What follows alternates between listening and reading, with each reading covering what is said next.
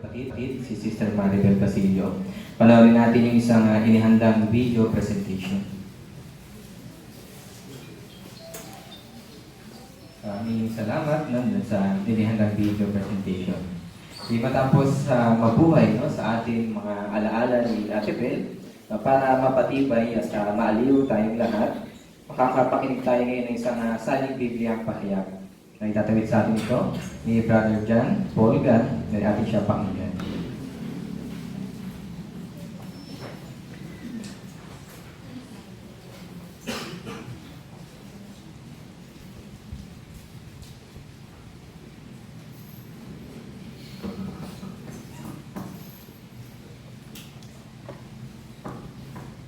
Parang kailan lang, narito rin tayo.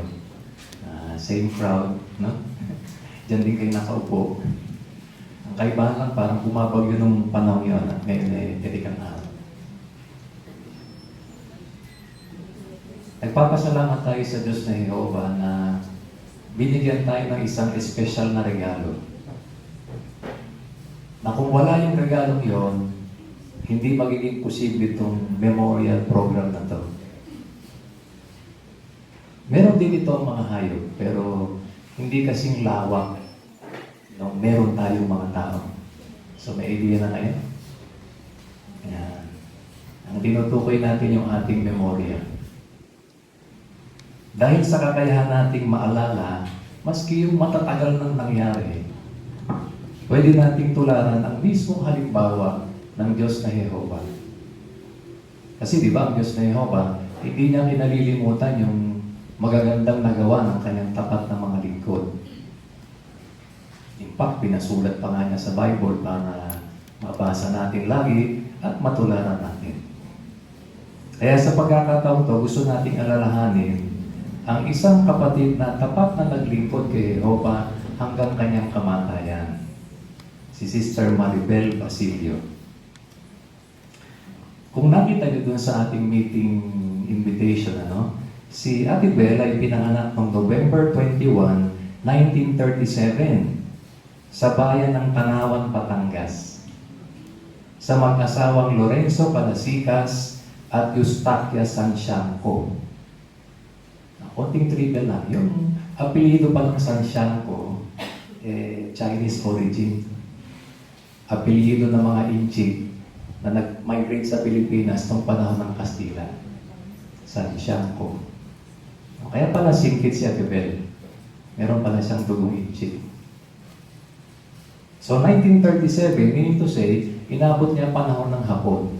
No? So 4 years old siya nung maglanding ang mga Hapon sa Pilipinas noong December 8, 1941. At ang Tanawan, Batangas ang isa sa pinakaunang bayang nasakop ng mga Hapon. Kaya yung napapanood lang natin sa mga pelikula na gera ng Hapon, nakita mismo ni Ate Bel. At nakalulungkot sabihin, yung kanyang nanay ay isa sa mga pinatay ng mga sundalo, no? Pati yung dalawa niyang kapatid. At totoo pala yun, yung mga sanggol na hinahagis, tapos isasaluhin ng bayonete. Nasaksiyan mismo ni Ate Bel yun, kwento niya. At sila mismo magkakapatid na babae, tatlo sila hinabol ng mga sundalo, gustong gahasain yung mga ate niya.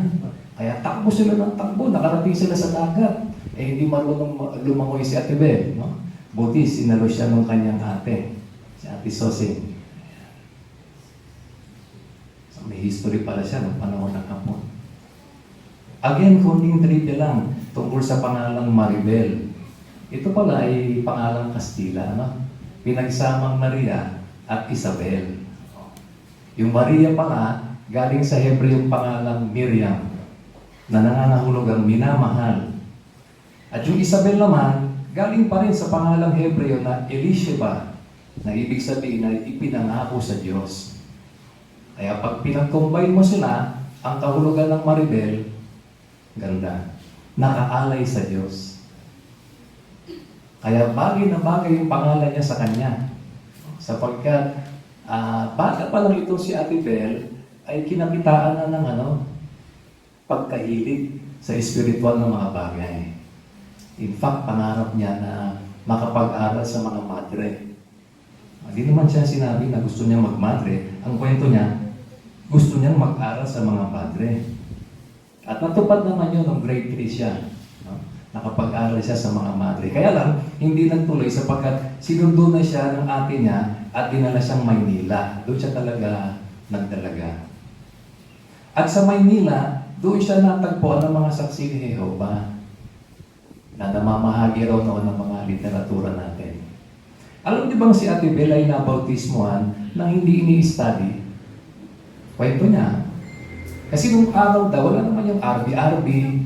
Basta in-invite lang silang dumalo, dalo-dalo. At nung mabalitaan nilang may convention sa Binyan, Laguna, ay nagpunta sila ng ate niya. At doon siya nabautismuhan.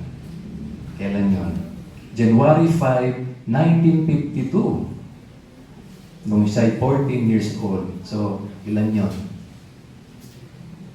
73 years. Aga ano? Now, yung ate niya, di maglaon, ay naging special pioneer. At gustong-gusto rin ni Ate Bel. Kaya nung nadistino raw ang ate niya sa Marinduque, sinundan niya ang ate niya. At sa Marinduque, doon siya naging vacation pioneer, ang tawag. Katumbas na auxiliary pioneer sa ngayon. No? Isang taon siyang nag-vacation pioneer doon, kasama ng mga RP at SP, at doon siya in-encourage ng CO na maglingkod kung saan may mas malaking pangangailangan. Noong 1958, kinailangan ng tulong ng San Jose Congregation sa Occidental Mindoro sapagkat ang congregation daw ay may problema at naghihina. So imagine, imbis na brother ang ipinadala doon, siya, isang 21 anyos na sister. Wala siya ni isang kilala. Kwento niya. Pagbaba niya raw sa eroplano sa Mindoro, nakilala lang niya ang mga kapatid sa pamamagitan ng mga kaway. At sabi raw ng CEO sa kanya, huwag kang magpapalit ng damit. Kasi ibinili na ng CEO kung ano yung kulay ng damit niya para makilala ka ng mga kapatid doon. Kaya kahit may 3 stopover daw sa 3 iba't ibang bayan, hindi siya nagpalit ng damit. Pagdating niya sa San Jose Congregation, para daw dalaw ng CEO. Excited merong bagong sugo Hanggang hagdan daw, punong-puno yung Kingdom Hall. Kaso, ang pulong pala ron, natuklasan niya ay ginagawa sa wikang Ilocano. Hindi niya maintindihan. Kaya nag-request si Ate Bel sa mga elder, pwede ba gawin nating Tagalog ang pulong? Total, ito namang congregation nyo ay nasasakupan ng Tagalog circuit, baka pwede naman.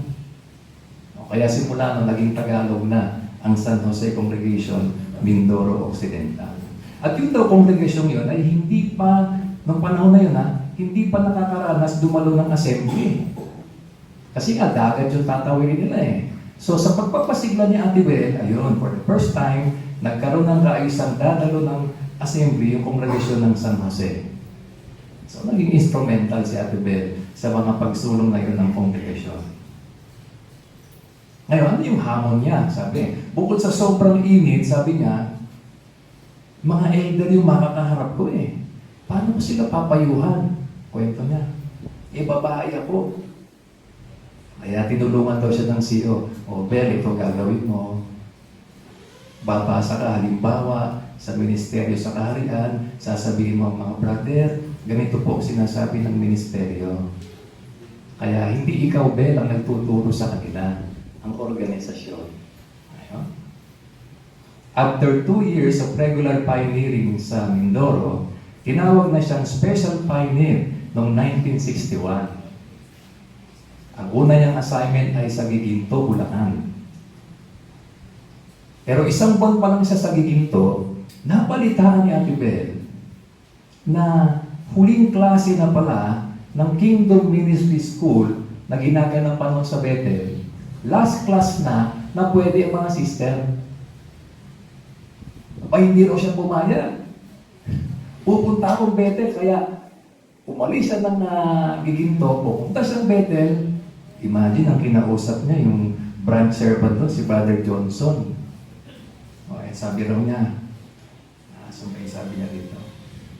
Baka pwede niyo naman po akong bigyan ng pribilehyo makapag-aral. Kasi kailangan ko yung kaalamang yan. Ganun daw sabi niya, diba?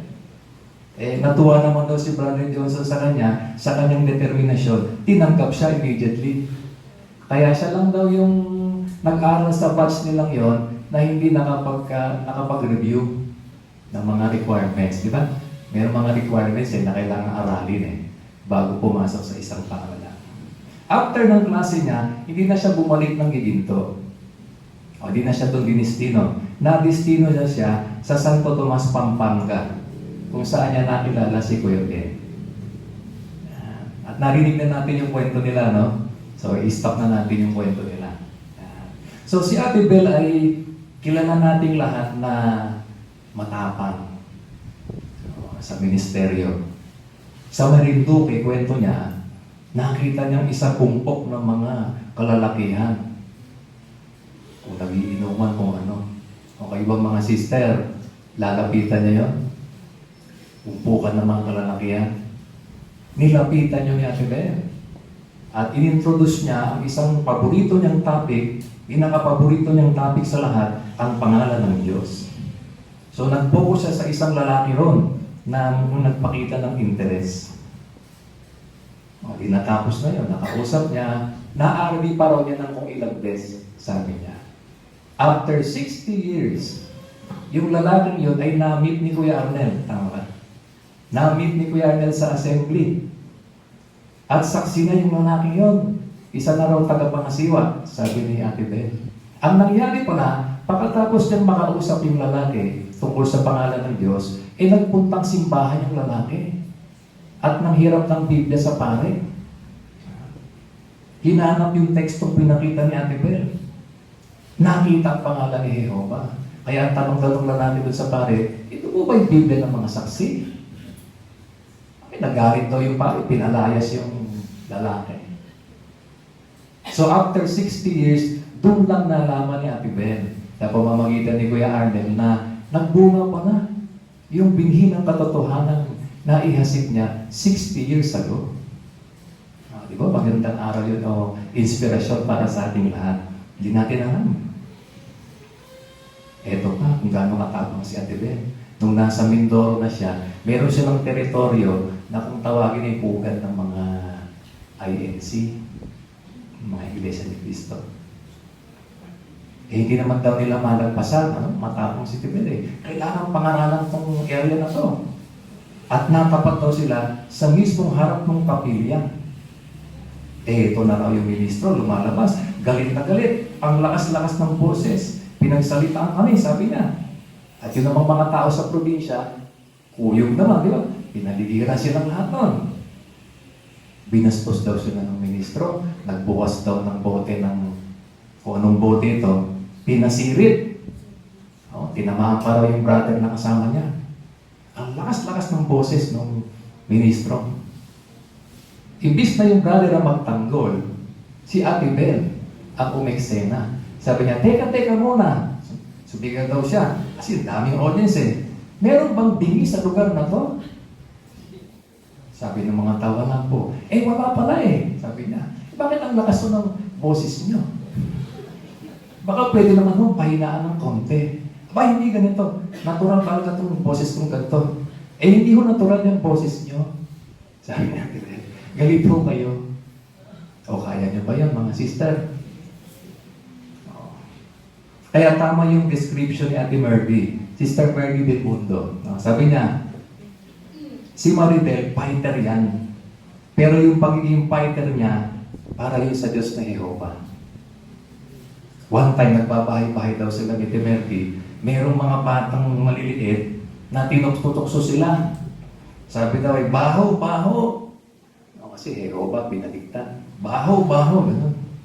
Abay, nilapitan daw ni Ate Bel. Alam niyo ba kung sino yung tinutokso niyo? Hindi kami. Alam niyo ba, sabi sa Biblia, yung nagsasabi ng hindi maganda sa pangalan ng Diyos, binabato hanggang mamatay. Takot at takot yung mga bata. Kwento ni Temergy. Ganon si Ate Bel.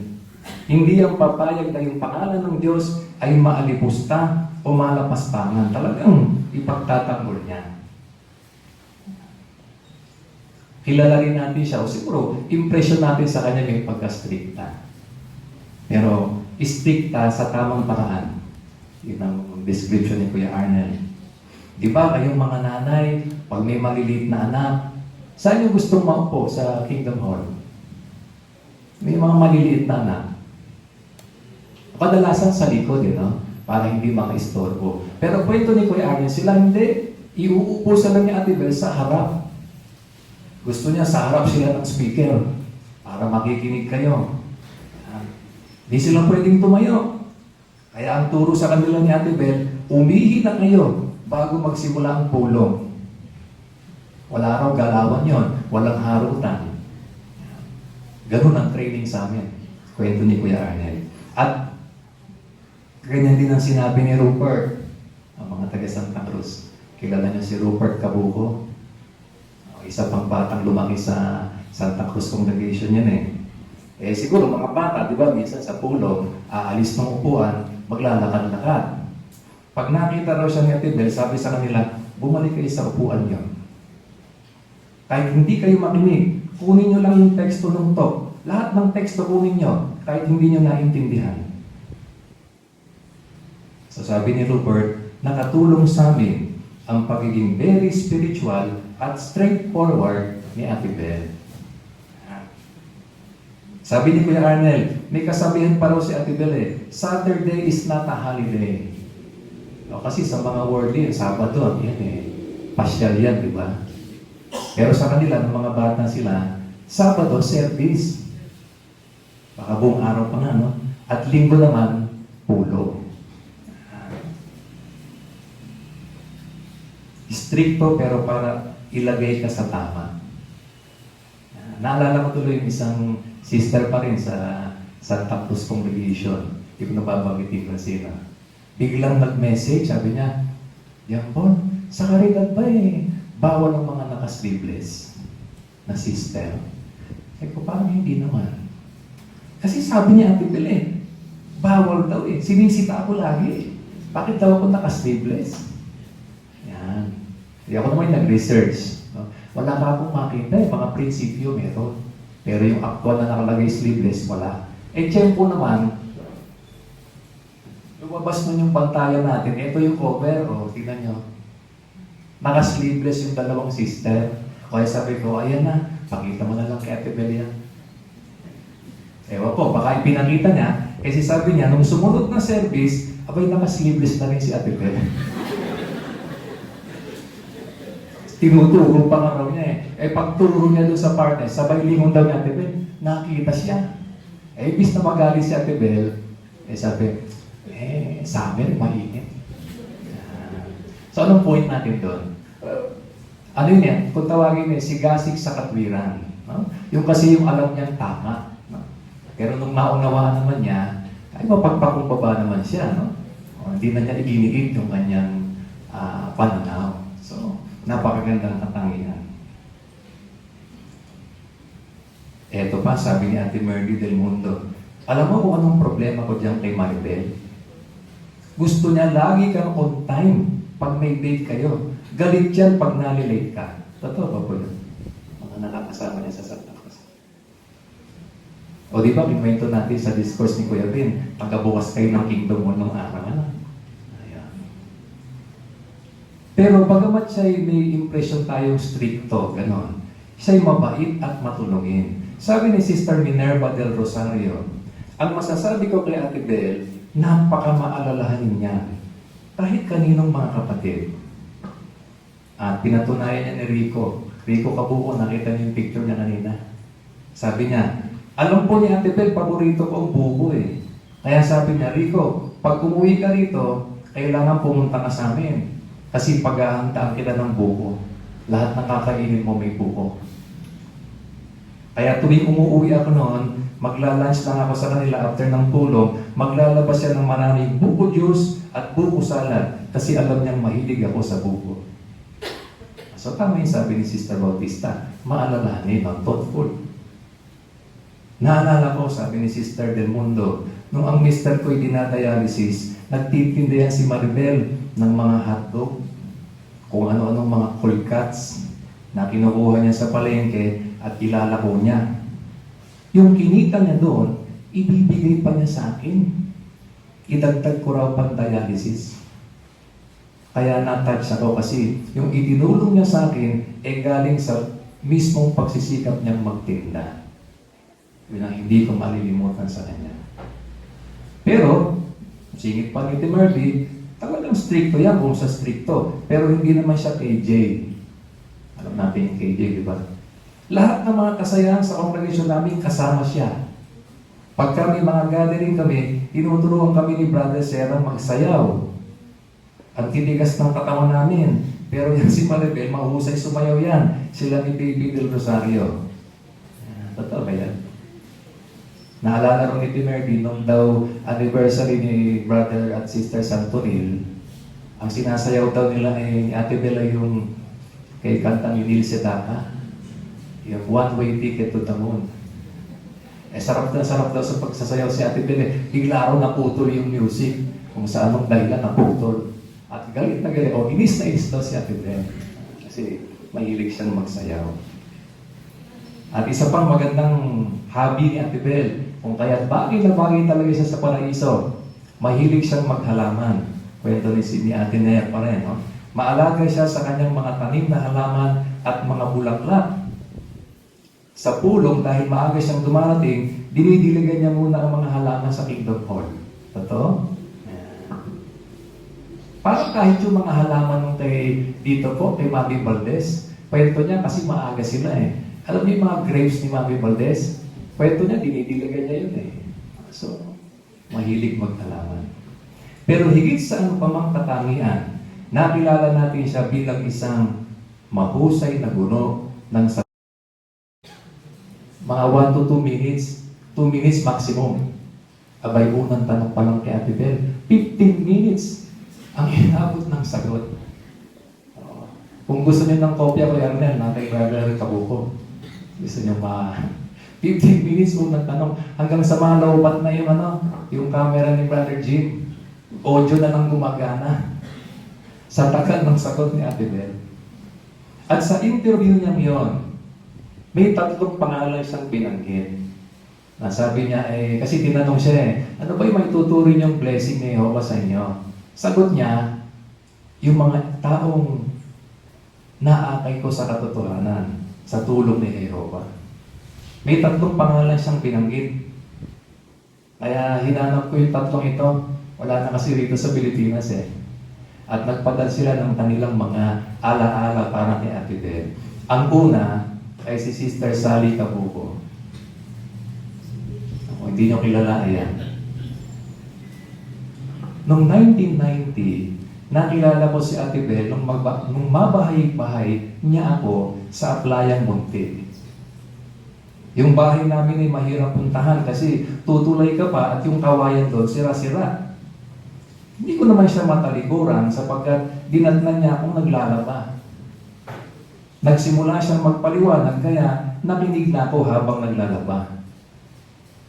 Buntis pa ako nung kay Rupert nang matagpuan niya ako. At pagkatapos nung binalik-balikan niya ako, kinukwentuhan, binabasahan ng teksto, hindi ko namamalayan, ini-study na pala niya ako. Ganoon naman lagi tayo Matyaga siya at matiisin. Kasi pag nanganganak ako, natitigil lang konti yung study, kaya on and off ang study namin sa loob ng 5 taon. Hanggang sa wakas ng 1995 ay nabautismohan na rin.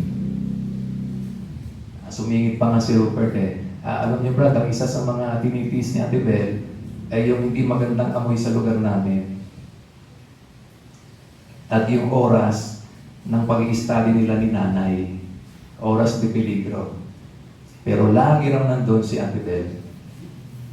Sa pagtuturo niya ay naaabot niya ang puso. Pakiramdam mo, siya yung nanay at ikaw na tinuturuan ng anak. O di parehas. Parehas nung sinabi ni Sister Pam Bautista kanina. Bagaman direct to the point siyang magturo, prangka, para sa'yo din kasi yun. At iniisip niya yung kabutihan mo. Isa sa mga ayaw na ayaw niya ay yung late. Isa kayo na sinasabi. Naalala ko, assembly yata yun, kaming mag-anak, lipit ko si Rupert at Rico, madalas doon kami nakaupo sa dulo kasi nga lagi kaming late. At naalala ko, tinignan ako ni Ate Bel. Nakita ko yung kanyang mukha. Hindi na niya kailangan magsalita. Basta alam kong kailangan kong magsikap na maging maaga. Siya rin ang nag-encourage sa aking mag-regular pioneer. Nung una, ayoko, sabi niya eh. Baka hindi ko maabot ang kairing ng oras. Pero sabi raw ni Ate Bel, basta sumama ka lang sa akin. Kaya bago mag-house to house, naglalakad kami, habang nasa daan, nagpapatotoo na siya at namimigay ng tracts. Pagkatapos ng house to house, pahinga lang saglit, tapos sasabihin niya, o dadaanan kita bago mag-alas 2. Kailangan ready ka na. Kasi may Bible study si Ate Bel sa palengke nung mga panahon yun. At yun ang oras na walang bumibili. After ng palengke, pupunta pa kami sa iba niyang study, natatapos kami mga alas 5 na ng hapon. Talagang nabuha ko ang aking oras dahil lang sa pag-alalay niya. Ikalawang binanggit na pangalan ni Ate Bel ay si Sister Edith Magpantay. Kilala niyo pa? Mga taga Santa Cruz. Ayan. 1984 noon, may bakery kami at inalok niya akong mag-Bible study. Hindi kami pinalaking may reliyon. Pero matagal ko nang gustong mag-aral ng Biblia, kaya madali niya akong napapayag. Pero hindi niya teritoryo ang lugar kung saan ako nakatira. Yung bakery nasa teritoryo ng Santa Cruz, yung mismong bahay ni Sister Edith, wala. Nasa San Antonio. At sabi ko, pwede ako sa gabi. Nakwento ni Sister Edith, sinadya lang daw niyang sabihin yon. Kasi gusto niya testingin si Sister Ate Bel, kung talagang seryoso, pupuntahan siya ng San Antonio. Binigyan niya ako ng aklat na maaaring mabuhay magpakailanman. At nung gabing yun, binasa ko ang halos kalahati ng aklat. O, ito yun. Sa mga bagong saksi lang, ito yun. Bagong release ng 1984. O, kalahati na basa ni Sister Edith. Pinuntahan talaga niya ako. Kahit medyo mahirap hanapin yung bahay namin sa San Antonio. At doon ako humanang sa kanya. At gabi pa nga ang oras na pinili ko. Lagi niyang ginagamit ang Biblia sa pagsagot sa mga tanong ko. Doon niya ako nakumbinsi. May panahon tumigil din ako sa pag-study, pero hindi niya ako sinukuan. Lagi niya akong binabalikan. Kahit hindi maganda ang pakita ng asawa ko sa kanya. Kasi yung asawa ni Sister Edith noon, naninigarilyo, sa harap nilang nag-i-study para inisin sila. Minsan daw, pinaalaga sa kanya yung anak niya kahit may yaya naman. Alam mo yun? Gumagawa ng paraan para huwag matuloy yung study. Pero sabi ni Ate Bel, ipagpatuloy mo lang ang pagsunod at pagiging tapat mo kay Jehovah, madadala mo rin ang pamilya mo. At nagkatotoo nga. Naging maingat ako na hindi mapulaan si Jehovah sa lahat ng gagawin ko at marahil nakatulong yon. Dahil ngayon, isa ng ministerial na lingkod ng aking asawa at ang panganay ko namang anak ay isa ng elder at regular pioneer at nagkapribileyo pa nga mag-aral sa School for Kingdom Evangelizer. So, pangalawa yan. Pangatlo na lang, si Sister Wilma Valdez. Ayan.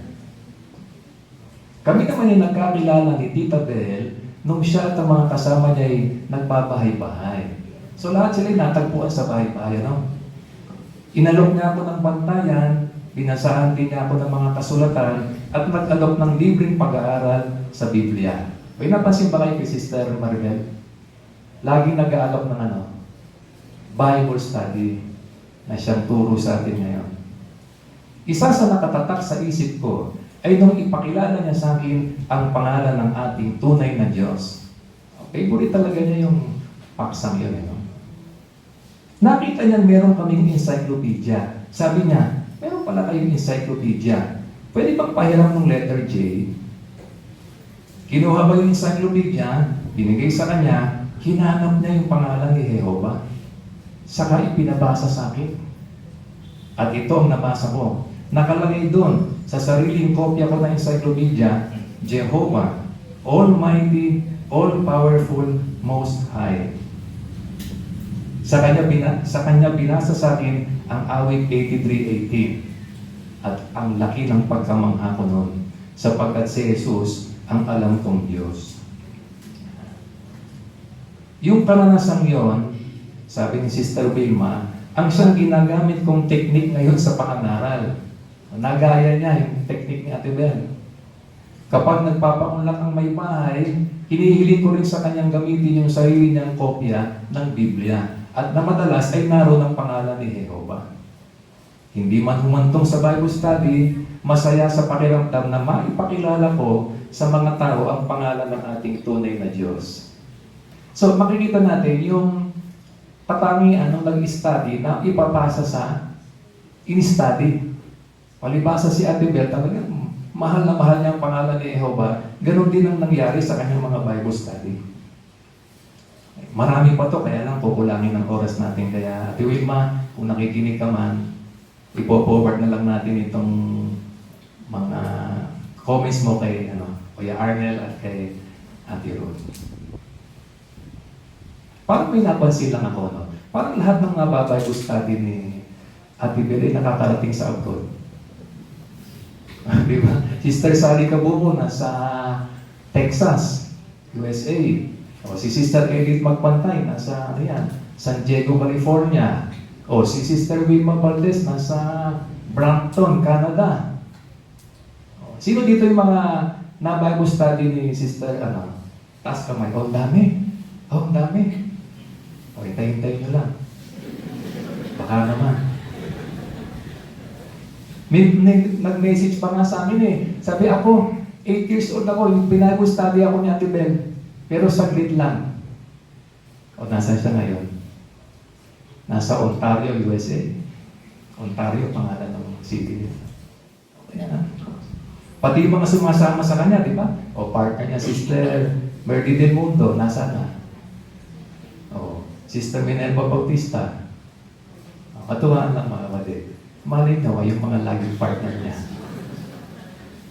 Now, gaya ng sabi natin kanina, wala pang 6 na buwan mula nung si Tatay Ben ay pumanaw, Wala na. Baka hindi pa gumagaling yung inyong mga sugat. Pero isipin niyo, Tirot, Kuya Arnel, mas masakit yung kay Hope. Kasi isang araw lang, ilan yun? 10 anak. Biglang namatay. At ang mabigat nun para kay Hope, hindi niya alam na sinusubog lang pala siya ni Satanas. Ang akala niya, kay Jehovah galing yun. Mas mabigat yung kanyang dinala dito. Kaya may malaking advantage pa tayo kay Job. Kasi alam na alam natin, hindi gusto ng Diyos na Jehovah ang hirap na dinanas ni Ate Bel. Alam natin yun. Alam natin ang issue kung kaya't pinapahintulutan niyang maghirap kahit ang tapat niyang mga lingkod. Malinaw sa atin kung bakit tayo tumatanda at namamatay. Hindi tayo nag-aalala na baka pinahihirapan sa impyerno ang mga mahal natin sa buhay. Panatag tayo na sa wakas, tapos na ang hirap nila at payapa na silang nagpapahinga ngayon. Hindi tayo natatakot na baka multuhin nila tayo, lalo na kung may atraso tayo sa kanila. At malaya na rin tayo sa lahat ng klase ng pamahiin na umaalipin sa mga walang alam sa katotohanan. So, laki ng advantage natin. At lahat ng yan ay alam na alam ng ating Panginoong Hesus. Pero nung namatay ang kaibigan niyang si Lazaro at nakita niya kung paano umiyak ang mga kapatid dito, parang kinurot ang puso ni Jesus. Siya mismo ay lumuha.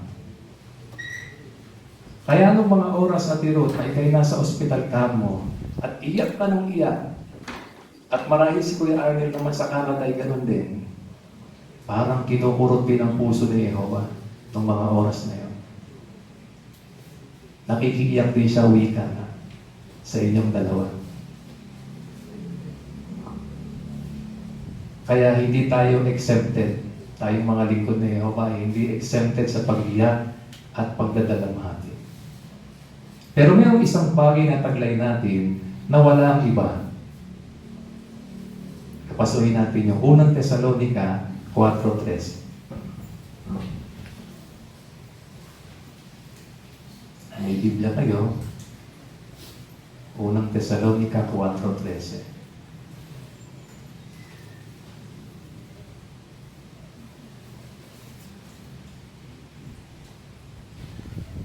Bukod dyan, mga kapatid, gusto naming maunawaan ninyo ang mangyayari sa mga namatay na. Para hindi kayo malungkot gaya ng iba na walang pag-asa. So, nalulungkot ba tayo? Oo. Pero hindi gaya nila na walang pag-asa. Sabi dito.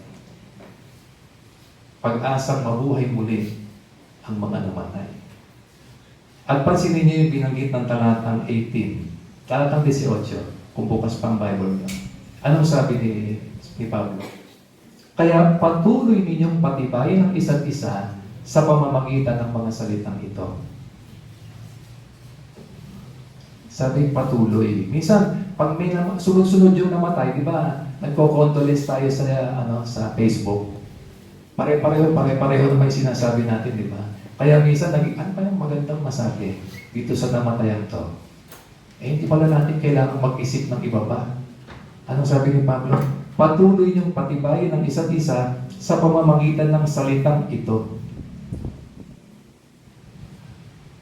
Makakayanan ng isang namatayan ang pangungulila kung ipapaalala natin sa kanya ang ating pag-asa. Kahit ilang beses na niya yung narinig, tama? Kahit sa sarili mo, alam na alam mo ang may pagkabuhay muli. Pero pag narinig mo yung sinabi sa iyo ng iba, huwag kang mag-alala, sasalubungin natin sila soon. Ay, sabi ng isang sister, naiiyak naman ako, Brad. Pero alam na niya yun. Diba? Kaya, tama yung sinabi ng teksto.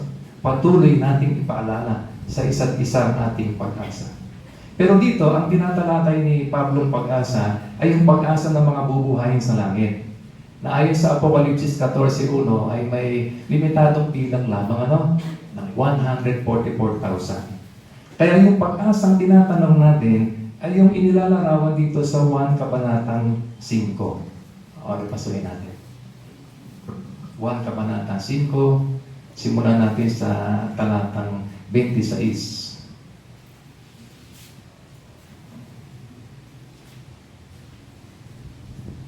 O, 27 na lang. At binigyan niya siya ng otoridad. Sige, 26 pala. Ang Ama ay may kapangyarihang magbigay ng buhay. At ipinagkaloob din niya sa anak ang kakayahang magbigay ng buhay. At binigyan niya siya ng otoridad na humatol dahil siya anak ng tao. Huwag kayong mamangha rito dahil darating ang panahon na ang lahat ng nasa mga libingan ay makarinig sa tinig niya at mabubuhay silang muli. Ang mga gumawa ng mabubuting bagay ay mabubuhay magpakailanman, pero ang mga gumawa ng masasamang bagay ay hahatulan. Sino yung dalawang grupo ng bubuhayin dito? Yung daw gumawa ng mabubuti at yung gumawa ng masasama. So, sila rin yung binabanggit sa gawa, na mga matwid at mga di matwid. Gawa 24:15. Sila din yun. Si Ate Bel, si Kuya Ben, kasama sa mga matwid na gumawa ng mabubuting bagay nung sila'y nabubuhay pa. Dahil dyan, ang pangalan ni Ate Bel ay nakasulat na sa aklat ng buhay. Nung mamatay si Ate Bel ng Lunes, ayon sa Roma 6:7, kanselado na ang mga kasalanang nagawa ni Ate Bel. Pero naiwan sa Diyos na Jehovah ang mga alaala ng kanyang matapat na mga gawa. Kaya base doon, nananatili ang pangalan niya sa aklat ng buhay.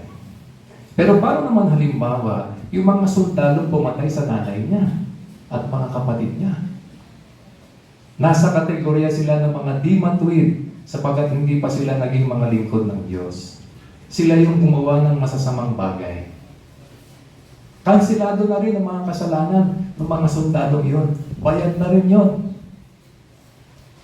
Pero dahil hindi pa sila nakapagpakita ng katapatan sa Diyos na Jehovah, hindi pa nakasulat ang pangalan nila sa aklat ng buhay.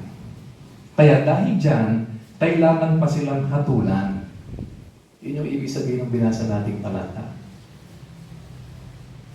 Pagkabuhay muli sa paghatol. Siyempre pa, hindi sila hahatulan base sa mga ginawa nila bago sila namatay. Bayad na nga yun ayon sa Roma 6:7.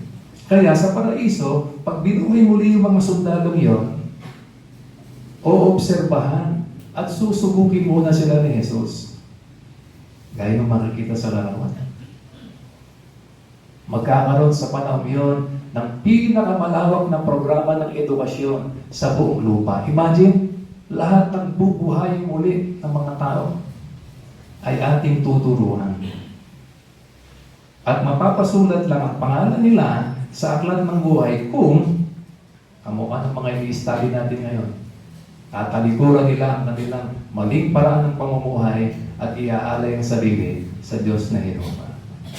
Kaya, kung pangangaral lang sa bahay-bahay ang ginagawa natin ngayon mga kapatid, abay maghanap na tayo at magsanay magkandak ng Bible study. Sapagkat sa paraiso wala na tayong babahay-bahayin. Lahat ng bubuhay muli diretso na sa mga tawag yan, sa mga learning center na yan na itatayo naman ng mga volunteer natin ngayon sa LBC. So makita nyo, lahat ng gawain natin ngayon sa organisasyon ay training ground sa atin bilang paghahanda sa gagawin nating pagsalubong sa mga bubuhaying magli. At sigurado tayo, kasama si Ate Bel sa magtuturo sa panahon yan sapagkat ngayon pa lamang talagang sinabi na siyang mabuti ng Diyos na Jehovah. Gustong-gusto ng Diyos na Jehovah na lahat tayo ay naroroon sa panahon yon para tamasahin ang tunay na buhay. Yung buhay na paggising mo sa umaga, wala kang kahit anong kirot na nararamdaman. Wala kang kahit anong inaala ng problema. Ano kayang pakiramdam nun? Hindi pa natin alam. Yun ang buhay na gusto ni Jehovah makamit natin lahat. Pero, gustong-gusto naman ni Satanas na huwag mo yung makamit. Gagawa siya ng lahat ng paraan. Gagamitin niya ang sistemang ito para akitin tayong palayo sa Diyos na Jehovah at sa kanyang organisasyon. Para hindi tayo mabiktima, tularan lamang natin ang halimbawa ni Moises. Bilang huling teksto, basahin natin ang Hebreo 11:24. Hebreo 11:24.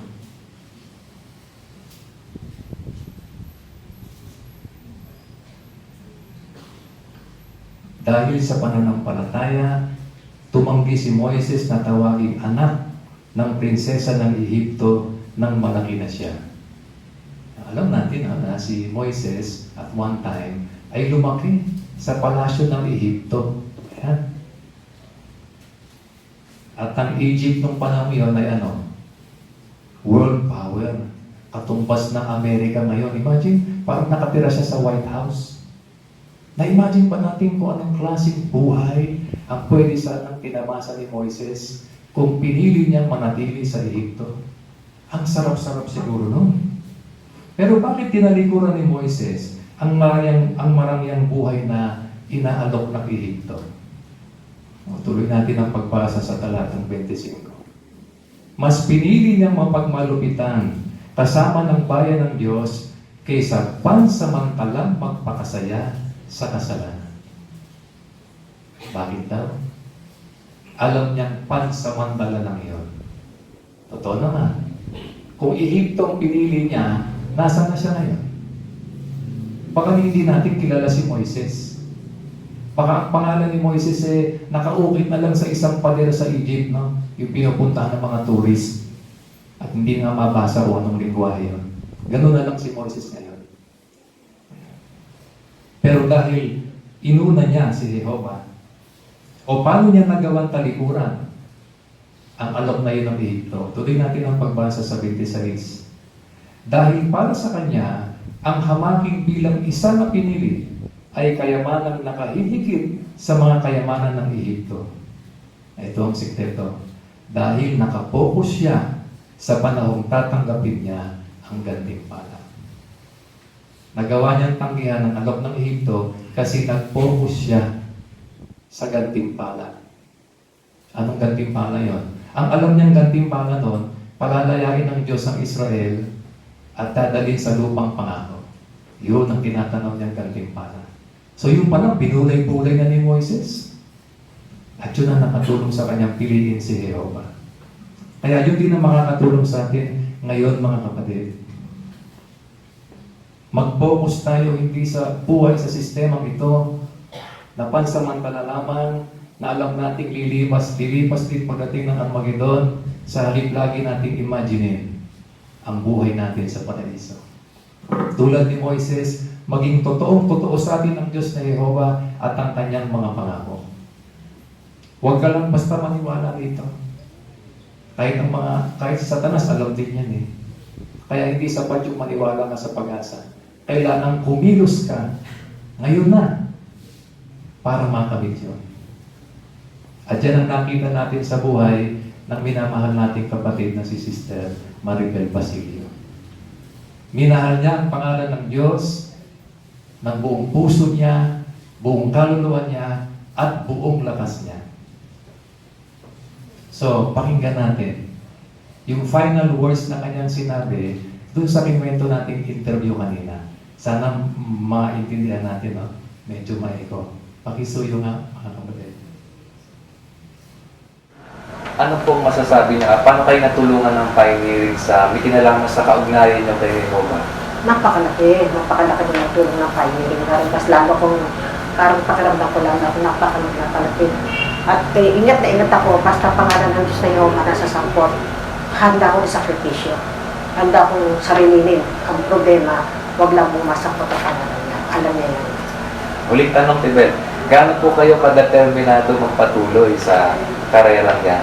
Hanggat ipinapanuntunan ng aking edad at kalusugan, magpapatuloy ako. Kaya, paborito ko yung teksto, yung awit 71, ano yata 19 ngayon, mula sa pagkabata, tinuruan ako. Hanggang sa ngayon ako may edad, ay inaalalayan pa rin ako. Yung teksto yung awit 71, hindi ko lang matanda yung susunod.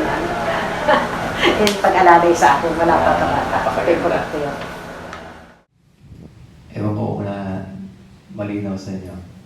Ulitin ko lang yung napakaganda niyang sinabi. Basta pangalan ni Jehovah nasasangkot, handa mo sarilinin ng problema. Huwag lang madamay ang pangalan ni Jehovah. Kung kayo ang Diyos na Jehovah at narinig niyo yun sa Kanya, anong mararamdaman niyo? Kaya sigurado tayong hindi kalilimutan ni Jehovah si Ate Bel. Sapagkat sabi sa Hebreo 6:10, matuwid ang Diyos, hindi niya lilimutin ang mga ginawa ninyo at ang pag-ibig na ipinakita niyo para sa Kanyang pangalan.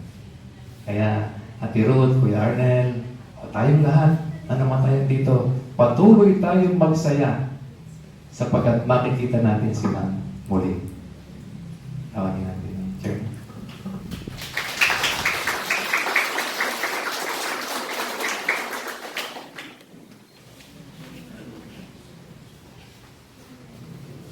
Maraming salamat, no, Brother John Paul, sa inyong nakakaliw at nakakapagpatibay na